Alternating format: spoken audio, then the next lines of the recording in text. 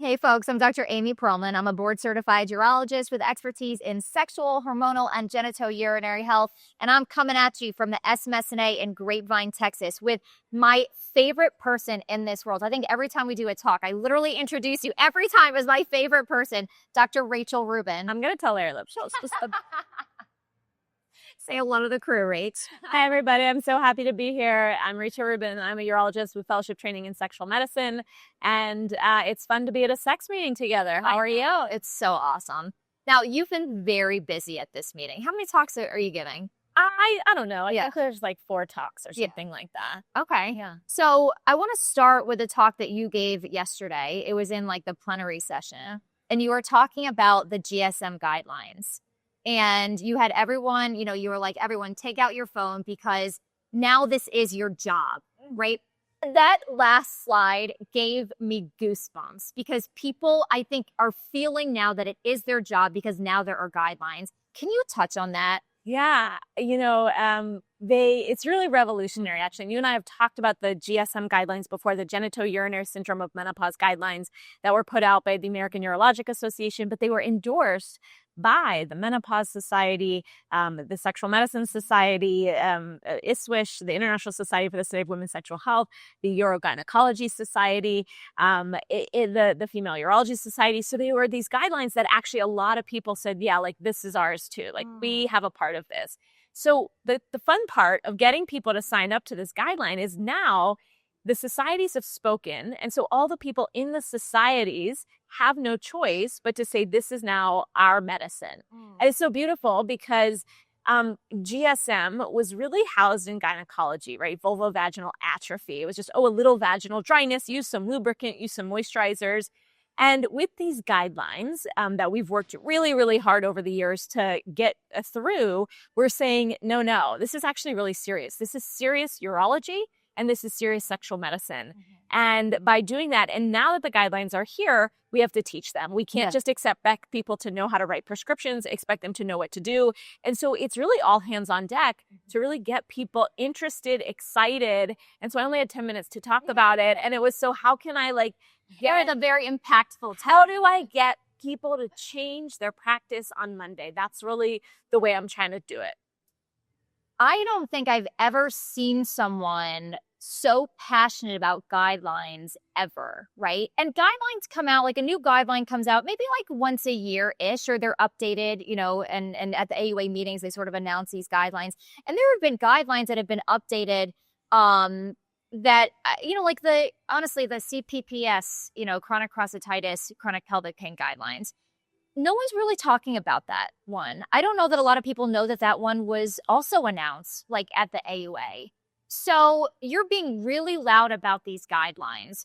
When you're like, in front of this big audience and you're talking about the guidelines, and you say you want to change practice on Monday, what is your secret sauce when you're coming up with your presentation? Like when you are coming up with the content on the slide, how do you get people to actually change your behavior? Because you're doing this more than anyone else I've ever seen. And that's what I want to teach is I want people to be watching me and saying, wait a minute, and you've done this, you've done this actually more than many other people, is watch me and say, wait a minute, what is she doing and how is she doing it? And how can we incorporate this into other fields? Because it's a disaster to write guidelines if nobody knows they exist. And that's part of why I wanted the GSM guidelines, because in 2019, we had guidelines in recurrent urinary tract infection, and guideline number 18 statement said use vaginal estrogen to prevent UTIs. Nobody read it, nobody implemented anything, and nobody changed their practice. And for me, it's personal, right? It is personal because it has affected my life, my family, my patients. And it doesn't matter if the guidelines are written and if nobody knows they exist and how to write prescriptions. And so that's when I do a lot of research with medical students. And I tell them over and over again, I don't care if you write papers, if nobody reads them or knows that they are changing medicine and pushing it forward, it doesn't matter. And I think it comes from this space of we are so far behind. And we have so much we need to learn about women's health and even men's sexual health, but we're not using or marketing or implementing the stuff that we already have in place. When you see a guy who is, 25 on testosterone and he doesn't know that it causes infertility, that is a real world disaster for a family. And so marketing is actually all we do as doctors. That's all your job is marketing and selling. And you're bad at it. I'm sorry, but you stink at it. You have figured out how to market and sell to get someone to have surgery or to get someone to take a vaccine or get someone, but you work hard at getting them to do that. Yeah. But you stink at it for many other things. And so I try to learn and I speak in a way that I want to hear, right? Yeah. Because I go to conferences and hear the world's leading experts, but my brain turns off because they're boring or it's not helpful or I just get ADD and my brain goes somewhere else. And so when I speak, how do you capture an audience to feel empowered to change their practice? And it actually is being more simple, being more straightforward, being more meeting people where they are and giving them what they need. Yeah. So you recently spoke at the FDA panel, right? So as you're preparing your speech for that big discussion, trying to get the black, box warning off of vaginal estrogen, how are you, what's going through your head in terms of what are you going to put when it comes pen to paper? Panic, stress, anxiety. It takes a lot to get me nervous. That was one of the most stressful things. To be honest, it was very stressful for many reasons because it took a while to figure out who was even going to be at the meeting. A lot of people didn't show up because of lots of reasons, including politics. And so it took a while to get the group together. And then we needed sort of someone to help herd the cats to kind of figure out. And no one was doing it. No one was stepping up. And again, marketing, I was like, listen, you guys, it doesn't matter if we're in the room, if we're not cohesive, if we don't tell a story, if we don't have impact and call to action, we're not going to get anywhere. So I actually used my marketing strategies to herd the cats and be like, okay, here's the symphony we're going to create. And everyone's has their talking points. Because everyone touched on a different was very intentional, but it took many Zoom calls late at night to figure that out. Oh, by the way, I have a full-time job and small kids. But it took many calls to sort of get people on their messaging and then to build the messaging such that we had the right sort of flow of the points. And for my own talk, I knew I wanted to talk about removing the label on vaginal estrogen. And I knew that stories are important. And I think that we make a lot. There's a reason why at the State of the Union, the president always tells stories about little Bobby, is at school and needs school lunch, right? Stories are impactful. But I also needed data to get in there. And so using data and stories, and I am really proud. I actually woke up at 2 a.m. before we went and changed the whole thing. And I have a notes app on my phone and I was just playing with the order and the points I wanted to make. And I was constantly moving things around. It was stressful, but I am truly proud of the 5 minutes that I was able to get through, because I think what is so cool is you can look at it on our YouTube channel. It's 5 minutes, but you can show that to your patients, right? When you give your patient vaginal estrogen and say, hey, this is going to prevent urinary tract infections, watch this 5-minute video of this doctor talking at the FDA about it. And it's very simple. And every doctor, every patient, everybody can understand the whole story of GSM, even in those little 5 minutes. And so I think it is also a muscle that I have built over time. And I think you and I, you are a perfect example of if you go back and watch the first videos that either of us did when we started doing this, it's a beautiful tribute into the more you talk, the more you do this, the easier it gets. And the more sharp you get at your talking points and the more you kind of figure out what people need. And it just teaches everyone out there, if I can do this, you can do this too. And you need to do it because you have so much information and knowledge. And if it doesn't get out there, you're hurting people, really. You're a master at having conversations with 300 people in the audience, as if you're talking to each one individually. I think that's your secret sauce when you're talking. You're not talking at them, you're talking with each of us. Yeah, I think it's a beautiful thing to see. And I don't know how. I think it's I deeply don't feel like I know that much or that I am somehow I really talk to people like they're human. I think part of it comes from no one knows anything about women's sexual health. And so if I'm in an audience, I know that I have the ability to teach people something that they don't know much about. And they're actually patients. They're husbands, their wives, their sisters, their mothers, they're patient. They're all patients. And so I actually don't talk to an audience of doctors any differently than I would talk to an audience of patients because they all don't know anything. And I think that's the secret sauce. And it's not because it's not intentional. It's the reality of how bad it is in this field, right? How far we have to go. And so maybe that's why it works. But yeah. So you mentioned your evolution of how you create content, and you being in that content creation space is relatively new, like with your YouTube channel. There's so many people, so many of our colleagues that they want to educate and they want to build their brand, but they're not putting, like, they're not doing the work to do it. People are afraid of like how much time and effort this is going to take. Yeah. You've built this incredible YouTube channel where you literally address every single topic related to vaginal hormones. Do you think one of the problems, with why it feels overwhelming for so many of us is we're trying to hit every topic, and you've really honed in on one and you said, I'm going to master like this one thing? Yeah, I think it's really consistency and just don't give up and just keep going. And what's funny is like the world will tell you what it needs. And like you think you have to do everything. Okay, here's my content strategy. I'm going to make all these videos. Make one video. And then you realize you get thousands of questions or 10 questions. Now you have 10 more videos. And what's so funny is I do so simple, right? Vaginal estrogen, you think, is a very simple topic. And yet every time I do a lecture, one post, one thing, we get 37,000 questions. Yeah. Some of them are the same questions you get over and over again, but they're different eyeballs. So one of my mentors has said this to me. And by the way, mentors is really important. Like you need personal development mentors, professional development mentors. You need social media mentors. Like there's a 22-year-old who knows how to do buttons that is your mentor, like waiting to happen, right? But one thing this mentor says is it's not about saying new things to the same people, the old people. It's about saying the same thing to new people, right? It's about saying the same thing, but you need new eyeballs on them. And this is a topic where you have half the population, right, is gonna potentially, if they live long enough, go through menopause, half the population, and the other half of the population deeply cares for that half of the population. And so this is something that affects every human being on earth.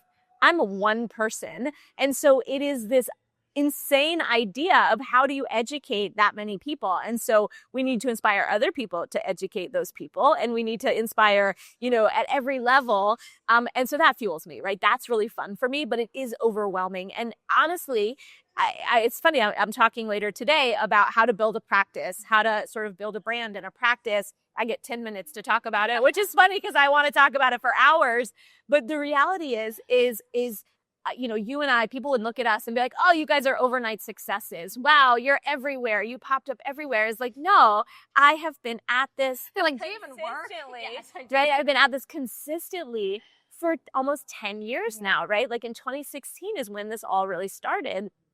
And so what's very cool about when you do this is each time, I'm not starting from scratch. Like everything you do builds and builds and builds. The Urologic Times interviews that we did years ago are still somewhere, kind of people can find. And so it's just your marketing is happening for you all the time. The more content you build, I was just for this talk, I went to ChatGPT and I said, tell me about Rachel Rubin, MD. And it had tons of information, right, about me because it could grab from all that content that goes out there. So you might be in a comfortable job right now and the hospital system could shut down tomorrow. They could sell to private equity and it's no longer kind of working for you. So the more you put into building your own personal sort of ecosystem of what you believe in and who you are, then every option is open to you sort of ahead of the game.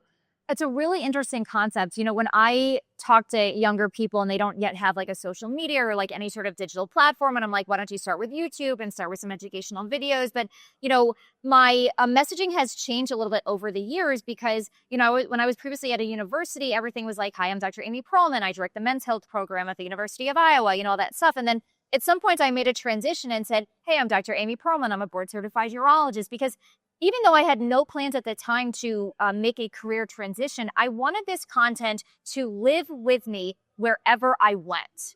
Right. And I think even when we're presenting, we're creating like PowerPoint slides, we typically put like the meeting logo in the background or institution in the background. And there might be value in maybe not putting that stuff in the background so we can use those slides for other things and that content can live on outside of that meeting or presentation. Any additional thoughts on that? No, I think you're exactly right. And I think it's also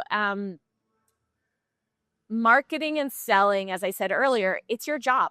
It is your job. And I think we need to stop thinking of it as, oh, like bad or annoying or frustrating and sort of, again, like you got to do something. Yeah. Like the world has, like we need to have this realization the world has changed. How people consume information has changed. And we are losing a battle that we're going to keep losing if we don't put more effort into and if you watch me, which you should all follow me on social media, if you follow me, I don't dance, I don't put makeup on, I don't try to make it look pretty. Like I can't look like this no matter how hard I try. Like I am truly just I get ragey about something. I'm in the exam room and something really frustrates me, or I'm like, oh, I've said this for the 400th time to this patient. I hit play on my phone and I rant at the phone. And those are my most popular videos, right? The ones like, in your car, the ones in my picking car, up your kid. the ones up they're organic, they're real. Like I don't put, and I'm not that good at it actually. And some of my colleagues are way better at social media than I am, but you don't have to follow the trends. You don't have to, do the popular things. Like there's a way to just give good information because there is someone who is suffering at home with a condition that they have no hope for, and you have the answer to their problem. And so, yes, you could see one patient in the exam room, but if you can reach the people so that they know, wow, I'm not alone, or, oh, there is this doctor who's far away from me. And we have people travel from all over the world to come see us, which is only because it gives them, like our content gives them hope. So they show up to my office and they already know, like, and trust me. Yeah. You know, what I love about your content is as well, because a lot of us, we want to like recreate all of this content is we don't have to recreate content that's already good, right? We just have to find the good content out there. And I think even for people in the room, there were probably, I don't know, a few other people in the room at the plenary session yesterday, is even if they are doing something completely different and they're not going to like see women and prescribe it, they now have an exit strategy where they can say, look, this is out of my area of expertise. Like I don't see women for female sexual dysfunction, but why don't you follow Rachel and at least learn the basics? So there's something that everyone can take from that sort of presentation because now they have the exit strategy. Yeah. And that's why in my messaging, it was so beautiful. We had dinner last night and a guy who is not a clinician was there and he said, my aunt was having urinary tract infections and I sent her your content. This man who's not in the space who literally was like, I found your videos and I sent them to my aunt and she's now on vaginal estrogen and she's no longer having urinary tract infections. And so it's stories like that where you're just like, we're doing the right stuff. So for the doctors out there, like you just need to know it's a thing and get your patients to the right place. And then we're going to go a step farther because now we have guidelines. So I can teach you how to do this, right? Here is now a step-by-step guide. So it's important to do social media and it's important to do the guidelines and it's important to do the research of the questions we don't have. And that's why we need as many people to do this as possible because I'm tired and I also want to, be able to like leave the world in good hands. Yeah. So you touched on the last topic I want to delve into here is the research arm, right? Because I remember even just like chatting with you at a meeting a couple of years ago, you really weren't delving into the research space because you had just started your practice, you had a lot of other things going on. And now you've gone from like 0 to 60 in 2 years with this hugely robust research team called SMART. Yeah. Right? Yeah. And you mentor students from like around the country, around the world. Like where are these people? It's amazing. So it actually started at the SMSNA probably 3 years ago. And I saw someone who had a research team and all these people following him and they were presenting all this stuff. And I said, I want that. I was like, I want that. That's what I want. And so at that meeting, I gathered a handful of students and I said, we're going to do this. We're going to get on Zoom once a month and we're going to just try to churn out research projects. And my colleagues joined me and it grew and it grew. And it is so cool. So we have 370 people on our Slack channel. At each meeting, we get about 30 to 40 people that show up every month. And it's not just students. I have a librarian, a brilliant librarian from Yale who found out about it from Twitter like years ago, right? And she comes every single month and she's an expert in systematic reviews. So we're churning out systematic reviews. So we are literally doing grassroots research. And so right now we are doing a lot of, internet searches, a lot of internet-based surveys. We're doing a lot of reviews. We're doing a lot of, collaborating with other institutions to get different research projects out there, very good case reports, things like that. But I'm actually now have paperwork for a 501c3 so that I can raise money so that we can actually do even more research. And again, it just shows you I can't wait. I can't choose one research topic and study it for 30 years. And that's the thing. There's too much research to do. I have too many clinical questions one day in my clinic, and I have 27 research papers that I want to do. So this year, I actually was able to invest in a research student. She's a gap year student between 3rd and 4th year. And she's just in my office, helping sort of organize all these research projects and helping to turn things out. I would love one day a PhD on staff. But you meet yourself where you are and you give yourself what you need and you slowly build it. So I see really incredible things. And really my plan, the genius behind this is the future of sexual medicine. All of these students are going to go into whatever field they do, but they are always going to have a base foundation of sexual medicine. And then they're going to collaborate with each other. Our clitoral adhesions data that published a couple years ago, they were medical students at the time. And now one is an OBGYN resident, one is an internal medicine resident, and the other is a freaking neurosurgery resident, right? That is incredible, because I actually need neurosurgeons to care about sexual medicine because there's a lot of spine stuff that happens. And so it's just it's just very exciting. Wow, that is very exciting. So we'll end with this. We're in October of 2025. What are you looking forward to the last couple months of 2025? Yeah, the thing I'm most excited about is we this year we put out a course for how to teach people how to write prescriptions for hormone therapy. There's so much interest in menopause right now, but nobody teaches clinicians how to do it, how to write prescriptions. And so we put together an on-demand course that's a little CME, but it really will help guide you and empower. And we have clinicians from literally every state except Delaware. Get together, Delaware. Get your shit together. Delaware. So that's really exciting because we're actually seeing the dissemination of this information that when you give people, tools, they can fish themselves, right? They can actually do it. And so that I'm super excited about. Dr. Rubin, it is always so good to see you. Thank you for joining us for having Perspectives.